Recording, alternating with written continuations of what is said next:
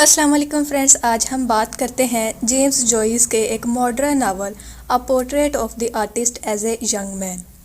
Friends, novel के start में ही जो मेन करैक्टर स्टीफन है उसको हम अपने बचपन के वाक़यात को याद करते हुए देखते हैं। स्टीफन को बचपन में ही बहुत ज़्यादा प्यार मिलता है। इसके वालिद उसको कहानियाँ सुनाते हैं जबकि इसकी वालदा इसके लिए पियानो बजाती हैं। उसके अंकल और आंट उसके लिए तालियाँ बजाते हैं जिस पर स्टीफन डांस करना शुरू कर देता है। स्टीफन एक रोमांटिक किस्म का नौजवान साबित हुआ है। वो अपनी नेबर लड़की आइकलिन से मोहब्बत करना शुरू कर देता है। उसकी आंटी इसको ऐसा करने से मना करती है क्योंकि वो लड़की एक मुखालफ फ़िरका प्रोटेस्टेंट से ताल्लुक़ रखती है।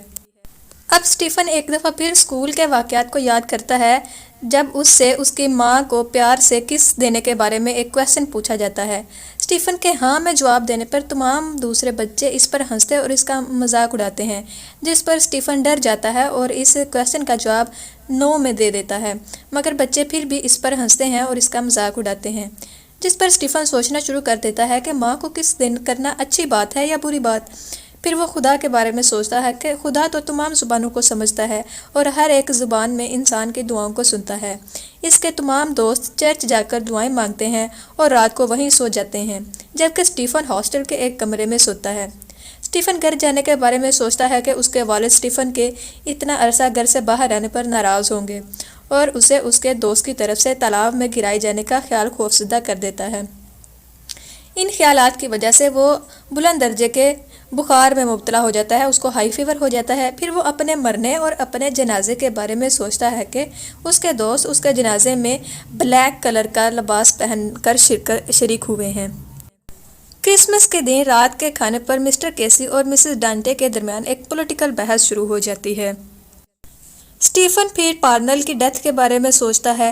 प्रोटेस्टेंट जो मुकद्दस मरियम का मजाक उड़ाते हैं, जबकि स्टीफन के फ़िरका के लोग मुकद्दस मरियम को इज़्ज़त का मीनार समझते हैं, उनको इज़्ज़त की निगाह से देखते हैं।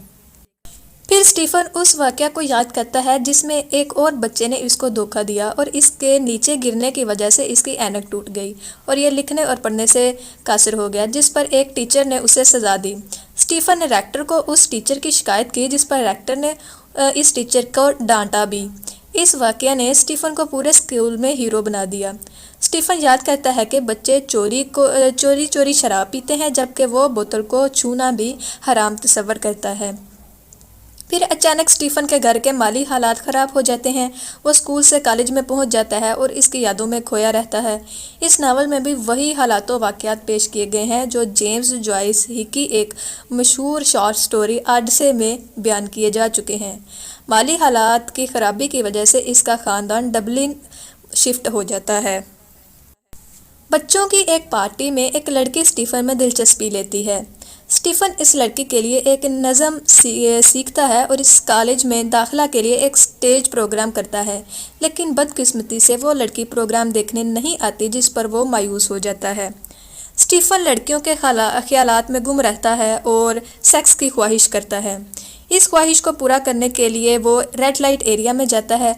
वहाँ पर एक प्रोस्टिट्यूट इसको उकसाती है और इससे वो अपनी फ़िज़िकल डिज़ायर्स को पूरा करता है। फिर वो गुनाहों के खौफ से और खुदा के अजाब से डरकर वो चर्च में जाकर दुआएं मांगना शुरू कर देता है, लेकिन इसे दिली सुकून और जहनी सुकून कहीं भी नहीं मिलता। इसके दिल और दिमाग में मज़हब के ख़िलाफ़ क्वेश्चन उठते हैं, लेकिन वो अपने निजात इसी में जानता है कि वो पादरी के सामने सब कुछ साफ साफ बता दे और अपने आप को दोज़ख की आग में जलता हुआ पाता है। वो अपने स्कूल के चर्च में ऐसा नहीं करता क्योंकि वो अपने क्लास फेलोज़ की तनकीद और उनके मजाक का सामना नहीं कर सकता। स्टीफन अपने इलाके से दूर जाकर पादरी के सामने सब कुछ बयान कर देता है और अपने आप को बहुत हल्का महसूस करता है और अब वो पुरुमीद होता है कि खुदा उसे माफ़ कर देगा। अपनी रूह को मुतमिन करने के लिए वो मज़ीद दुआएं मांगता है और पछताता भी है। वो बाकायदगी से सरमन सुनता है। एक दिन एक पादरी उसे बुलाता है और बताता है कि खुदा ने उसे पादरी के तौर पर चुन लिया है और उसका दर्जा फरिश्तों और बादशाहों से भी ज़्यादा है। अब वो इस मसले में उलझ जाता है कि आया पादरी बनना एक दुनियावी आदमी बनने से बेहतर है या नहीं।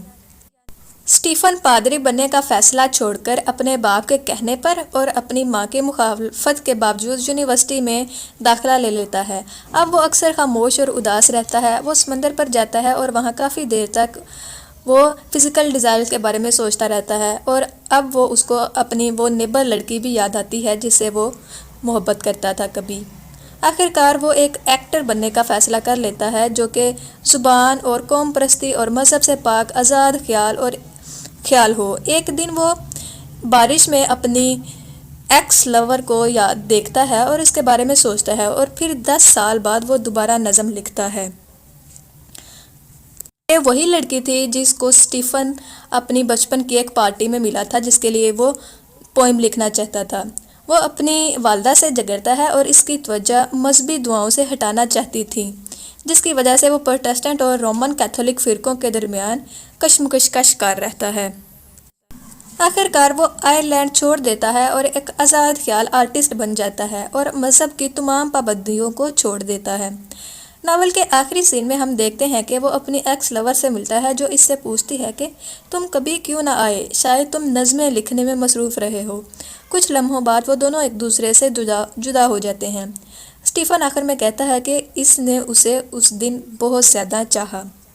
سو فرینڈس، یہ تھی اس ناول کی سمری۔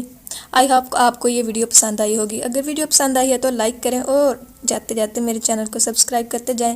اجازت دیں، اللہ حافظ۔